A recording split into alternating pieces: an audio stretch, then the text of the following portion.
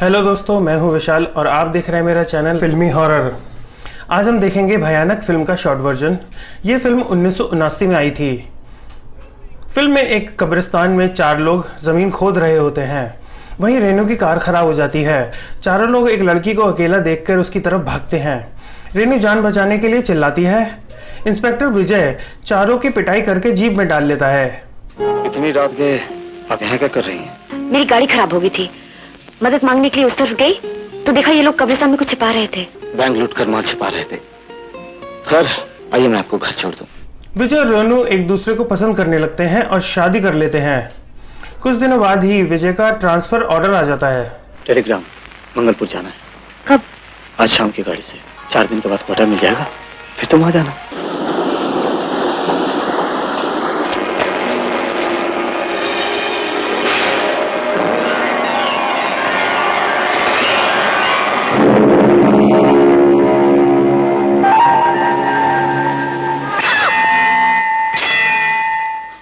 आ गई तुम?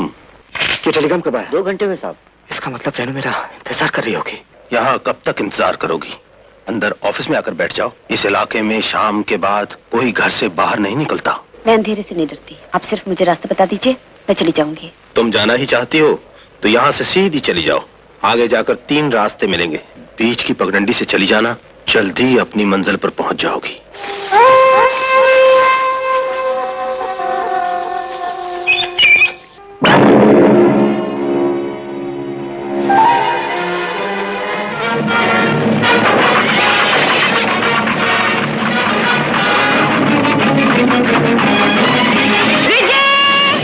लेकिन इस वक्त उसको अकेले जाने कैसे दिया? जिसे जाना है उसे कौन रोक सकता है? ये मिथुन और रंजीता की साथ में पहली फिल्म है। इसके बाद उनकी एक साथ बहुत सी फिल्में आई।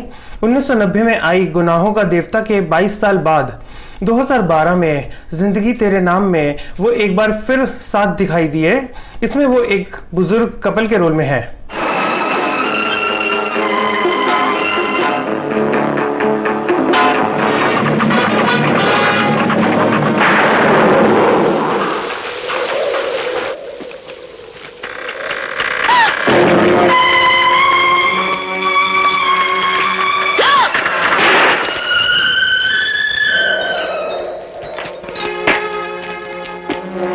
कोई है?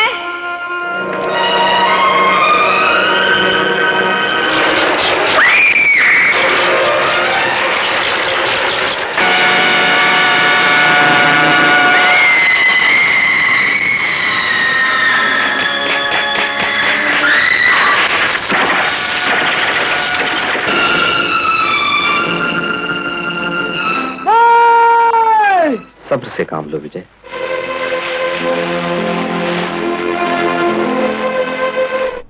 ये मिथुन की पहली डरावनी फिल्म है। उनकी दूसरी और आखिरी डरावनी फिल्म थी 1988 में आई 20 साल बाद। तुम्हारी बीवी भी खौफ, दहशत और खून की कमी की वजह से मरी है। What? क्योंकि हर लाश पर एक ही जैसा जख्म का निशान। ये काम कभी किसी जानवर का नहीं हो सकता। पहाड़ियों के पीछे जो कबीले बसे हुए हैं, कहीं ये काम उनका तो नहीं हो सकता? कबीला?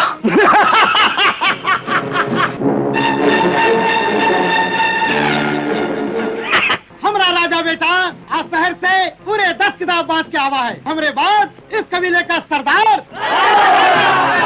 अब तू रानी से ना मिलना, साहू हमारा दुश्मन है। तो हमको मानते बापू? तो तू अब राजा के खातिर हमसे जबान लड़ावत है। में आई घर छोड़ के, लाज के पहरे सब तोड़ के। फिल्म का डायरेक्शन एस.यू. सईद ने किया है। म्यूजिक उषा खन्ना ने दिया है। लिरिक्स इंदिवर ने दिए हैं। फिल्म में 4 गाने हैं जिन्हें सुरेश वाडेकर, हेमलता और अनुराधा पौडवाल ने गाए हैं।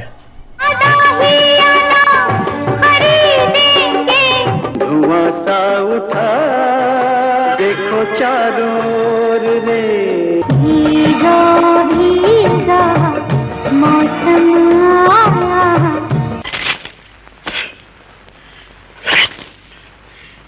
अगर तोरा राजा बेटा हमरे बिटिया के संग मिल गया तो ओका हम जिंदा एक कब्र में गाड़ दे। चल रानी, हम यहाँ से भाग चले, वरना ये लोग हमको जान से मार डालेंगे। चल।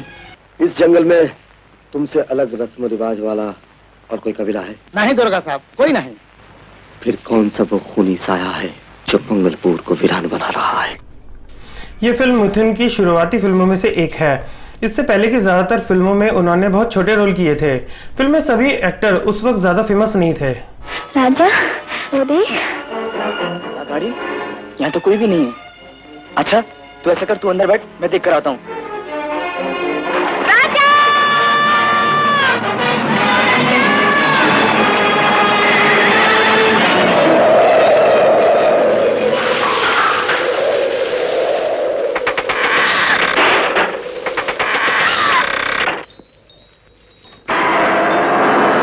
वो घोड़ा गाड़ी हमें यहाँ ले आई है। घर से भाग आए हो क्या? नहीं नहीं, हम शादी करना चाहते हैं।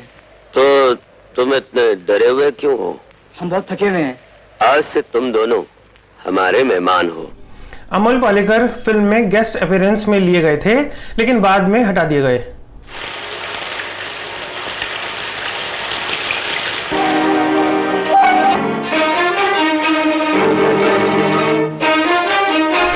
क्या देख रहे हो?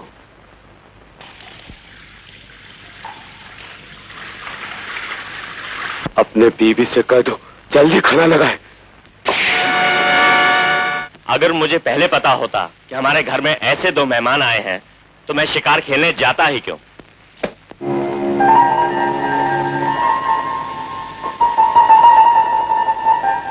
इनके लिए जामे हयात का इंतजाम करो।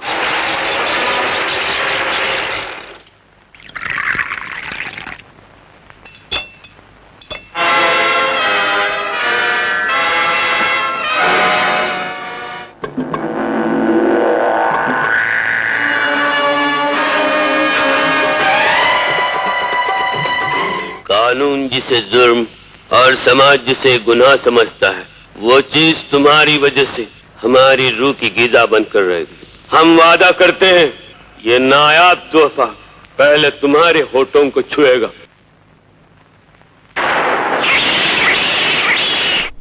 नीलू फुले नेगेटिव रोल में हमेशा ही जचते हैं। ये एक मराठी एक्टर हैं। हिंदी फिल्मों में वो 100 दिन सास के फिल्म से फेमस हुए थे। यहाँ के लोग हमको बहुत प्यार से देखत है। हम तो कब जिंदगी बचाना चाहते हो तो भाग जाओ। पागल है, सलीम पर ध्यान रखना। ये सलीम कौन है? मेरा बेटा है साहब, मेरा बेटा है वो। आज 2 महीने हो गए, मैं पागलों की तरह उसे तलाश कर रही हूँ। मंगलपुर कस्बे का ये 7वां केस है और न जाने कितने ऐसे जुर्म हुए होंगे जो हमारी इल्म में भी नहीं आए होंगे। ये प्रोफेसर साहब हैं, इनके पीछे कुत्ते भौंकते रहते हैं। शायद इनके काले कोट को देख के भौंकते होंगे। अमा यार, इसके छोटे भाई के पीछे भी कुत्ते भौंकते हैं। दरअसल विजय अपनी बीवी के कत्ल की वजह से बहुत जज्बाती हो गया है। गांव के हर आदमी पे शक करने लग गया है। वो लोग हम पर शक कर रहे हैं क्या? कौन अब पे शक कर रहा है बड़े ठाकुर? इंस्पेक्टर। वैसे सुना है कि आपके यहाँ जानवरों की ताजा खाली मिलती है। क्या पुलिस अब जानवरों का भी पोस्टमार्टम करने लगी? क्या ये सच है ठाकुर साहब? शेर के मुंह अगर इंसान का खून लग जाए फिर वो जानवर नहीं खाता? हाँ, किसी हद तक। और अगर इंसान के मुंह इंसान का खून लग जाए तो? खाने का टेबल लगाओ। जी साहब।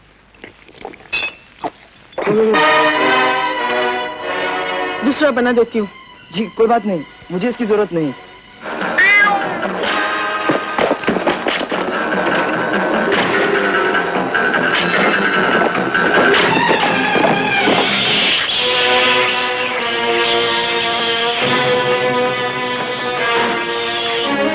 रानी, ओ रानी।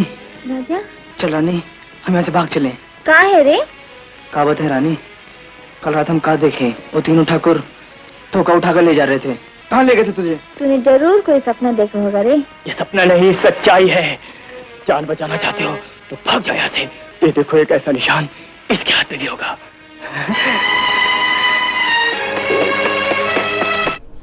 रानी और राजा वहां से भाग जाते हैं, लेकिन सिद्धू उन्हें पकड़कर वापस ले आता है।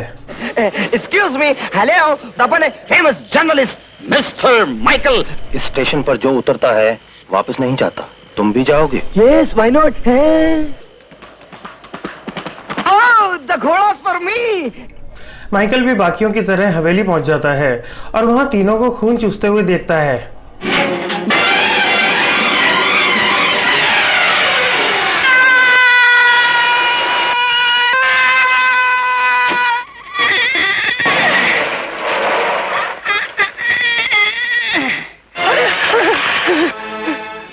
बीवी को तूने मुझसे छीन लिया था ना? हम कहा क्या सरकार, हम कहा?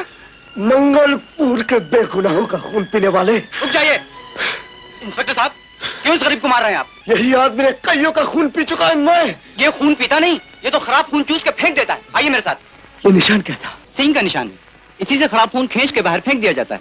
कौन है जो इसका गलत इस्तेमाल कर रहा है? एक स्टूडेंट बड़े ठाकुर से बहुत सवाल करता है तो ठाकुर उसे घोड़ा गाड़ी में अपनी हवेली बुलाते हैं।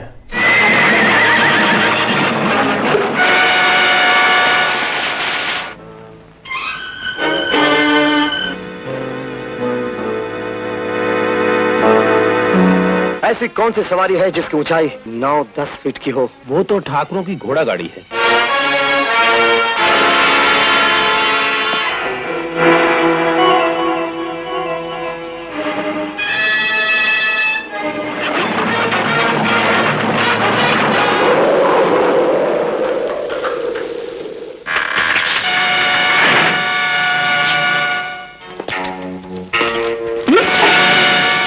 कौन इंस्पेक्टर? मैं समझा कोई चोर घुस आए हैं। आप ही का स्टूडेंट गोविंद आपकी ही गाड़ी पर सवार था, एक पेड़ की शाख से टकरा कर गिरा और मर गया। हम अपने घर में किसी को नहीं बुलाते। Get out. ठाकुर साहब, आई से get out of my palace. Film 1977 में छपी एक बुक द मनवट मर्डर से थोड़ी मिलती जुलती लिखी गई है। ये बुक राजगुरु देशमुख ने लिखी है जो सच्ची घटना पर आधारित है। होश में आओ विजय, ठाकुर साहब को तो लोग इंसान ही नहीं फरिश्ता मानते हैं। कुत्ते फौरन शैतान को सूंघ लेते हैं और मंगलपुर के लोगों में ये बात मशहूर है सर कि ठाकुर खानदान का जब भी कोई बाहर निकलता है उसके पीछे कुत्ते भौंकना शुरू कर देते हैं। मैं उन्हें चैन की नींद सोने नहीं दूंगा। मुझे सबूत चाहिए खान साहब, और ये सबूत मुझे हवेली में ही मिल सकता है। आप कभी हवेली में गए हैं? बहुत साल पहले एक बार साधु सिंह ले गया था। साधु सिंह? हमें अपने इस राजदार को खत्म करना होगा। साधु सिंह? मेरा नाम कैसे जानते हो? जिस बेटे को तुम हवेली में जिंदा छोड़ आए थे, पुलिस को छील में उसकी लाश मिली। उसके जिस्म पर भी वही निशान थे जो दूसरी लाशों पर पाए गए। नहीं, ठाकुर मेरे बेटे का खून नहीं कर सकते। अब तो मुझे सब कुछ बता दो साधु सिंह। गुरुदेव, अब हमारे पूर्वजों के छिपे खजाने को प्राप्त करने का उपाय बताइए। खजाने को प्राप्त करने के लिए मैं दुनिया का हर अर्थ अनर्थ करने को तैयार हूँ। तुम सबसे पहले महायज्ञ शुरू करो। नरमुंडाय, पिशाचाय, स्वयं सहाय, तांत्रिक देवी, विराजमान।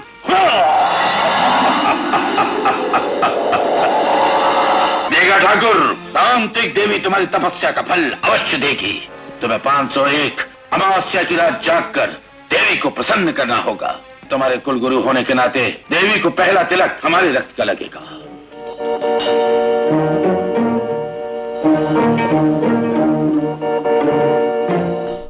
ये वैम्पायर्स की पहली हिंदी फिल्म है। इसके बाद 1990 में रामसेस की बंद दरवाजा आई थी, उसमें नेवला नाम का वैम्पायर था। फिर 2014 में रामसेस की नेबर्स फिल्म भी वैम्पायर्स पर ही थी। बड़े ठाकुर ने मरने से पहले अपने बेटों के साथ साथ मेरे बेटे सिद्धू की भी शादी करवा दी और एक रात एक शोर सा हुआ। ठाकुर साहब, इन लोगों ने जो कुछ देखा है आज तक किसी ने नहीं देखा। अगर जिंदा ही रहना चाहती हो तो आज के बाद इस हवेली से बाहर नहीं निकलोगी। उस रात मुझे यकीन हो गया कि खजाने की हवस ने उन तीनों को शैतान बना दिया। मैं अपनी मौत से घबराकर हवेली छोड़कर जंगल चला आया। और वो घोड़ा गाड़ी? उसके पायदान घोड़े की लगामें खुद ब खुद खिंच जाती हैं और घोड़े तेज रफ्तार से भागने लगते हैं। हमेशा हवेली के दरवाजे पर ही आकर रुकना उनकी आदत बना दी गई है। अब मेरे साथ चलकर सारी बात अफसर को बता दीजिए। वो मुझे पागल समझते, मेरी बात का यकीन नहीं करते कि ठाकुर ही कातिल हैं।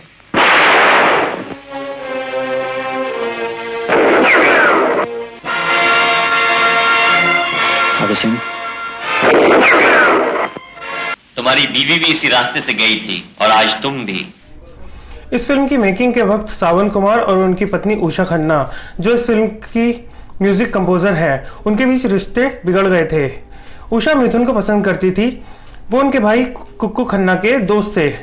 सावन कुमार ने 1982 की मार्च स्टारडस्ट मैगजीन में बताया था कि वो जब एक दिन सुबह 5 बजे अचानक अपने घर आए तो मिथुन, मधु कपूर और उषा खन्ना उनके बेडरूम में थे। मिथुन ने बोला कि उन्हें एक फ़ोन करना था, इसलिए वो यहाँ आए, लेकिन सावन कुमार को उनकी बात पर विश्वास नहीं हुआ। उन्हें बहुत टाइम से उषा और मिथुन पर शक था। उन्होंने हमेशा इन दोनों के किस्से सुने हुए थे और उन्हें बेडरूम में देखकर यकीन हो गया। उन्होंने जब ही उषा को डाइवोर्स देने का सोच लिया था। आज हमारी 501 अमावस्या की आखिरी रात है।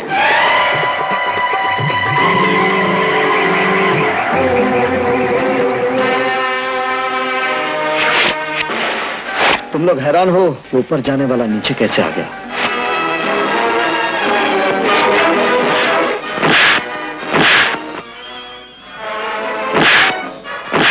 इंस्पेक्टर भाग जाओ, इंस्पेक्टर इन सबको लेकर भाग जाओ इंस्पेक्टर, अब तुम नहीं बच सकते।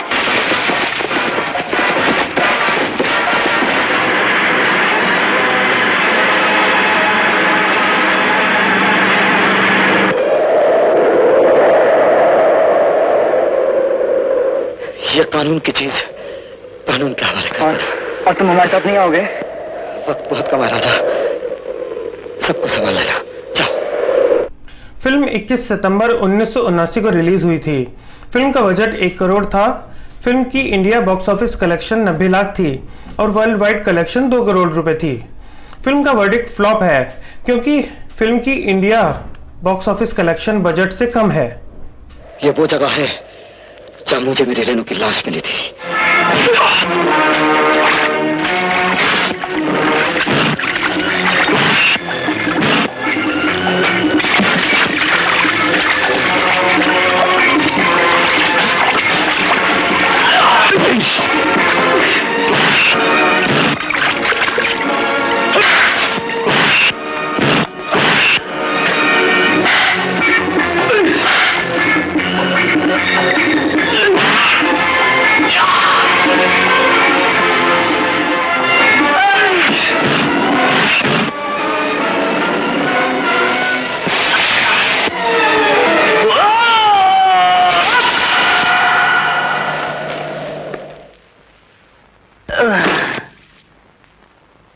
विजय, अगर तुम चाहते तो उन्हें जिंदा पकड़ सकते थे।